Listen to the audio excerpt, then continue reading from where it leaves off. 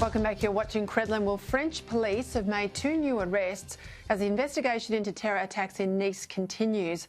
A total of 6 people are being detained and questioned after 3 people were killed in a knife attack outside a church in the seaside city last Thursday. One of the men most recently arrested is believed to have migrated from Tunisia, and he is the suspected Islamist knifeman. Bringing in my panel now, Melbourne City Councillor Nick Reece and the Director of Policy at the Institute of Public Affairs, Gideon Rosner, both joining me now from Melbourne. Gideon, massive response to these attacks. There's been protests in a lot of Muslim countries around the world. We've had not even just questionable, horrific, unbelievably bad tweets from the former Malaysian Prime Minister saying that Muslims have the right, he says, to kill millions of French people. They are rightly condemned. It's interesting, Emmanuel Macron has been very, very tough on French free speech. These tensions are not going away, are they?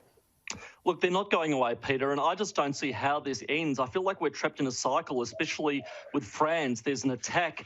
We have a long argument about whether it was Islamic terrorism or just terrorism or some lone gunman or crazy person. Then everybody changes their Facebook profile picture to have the French flag on it.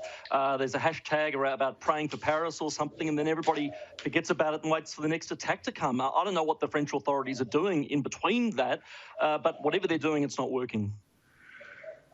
The thing about this too, Nick, I mean, I've been in France when we were there with the Prime Minister Abbott. We went to meet their terror unit and we saw some of the training that they were doing. That's when they source people that are being radicalised in country. One of these gentlemen or men that is under investigation had only, within a matter of days, arrived in France. So how on earth do the authorities weed out the risk? It's extraordinary. It's very tough for the French. Yeah, of course, it's a huge challenge, and I think many of us had hoped that the evil scourge of jihadism was lifting in Europe, but obviously with this terrible episode, we are not there yet by any stretch. Look, I was encouraged, though, to see that a large number of young Muslim youths have actually gathered around the cathedral to symbolically guard the church and as a way of showing their solidarity with the French people.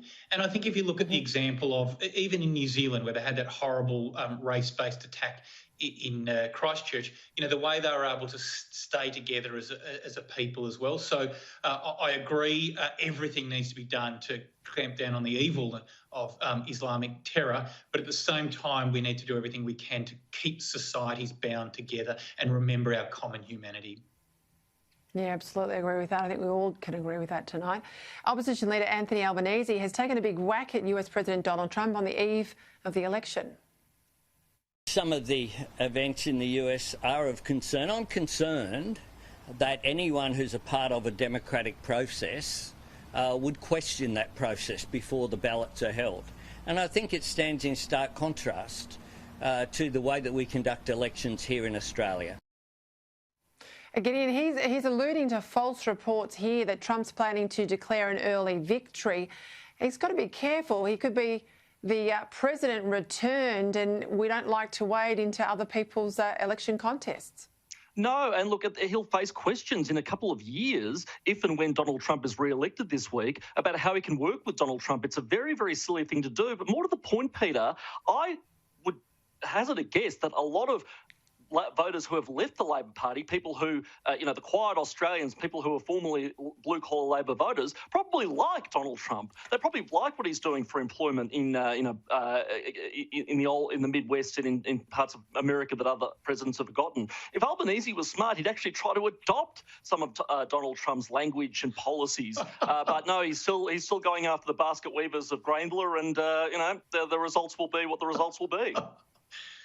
Yeah, Nick, a quick comment. I'm running out of time, but I mean, he's not likely to do that. But you've worked for a PM. You know it's just absolutely not appropriate to make any sort of comment about someone else's election. It's dangerous territory. Yeah, look, I've got to begin by disagreeing with Gideon, and so I'd say that most Australians think Donald Trump is a goose, but not the ones I speak you are to. the Prime Minister in waiting.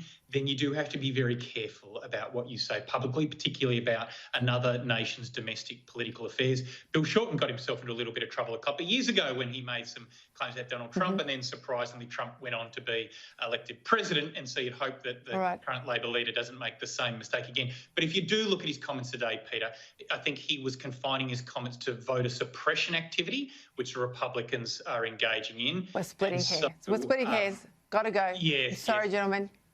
Thanks, Peter. Got to go. Nick Reece, Gideon Rosner, thank you for your time.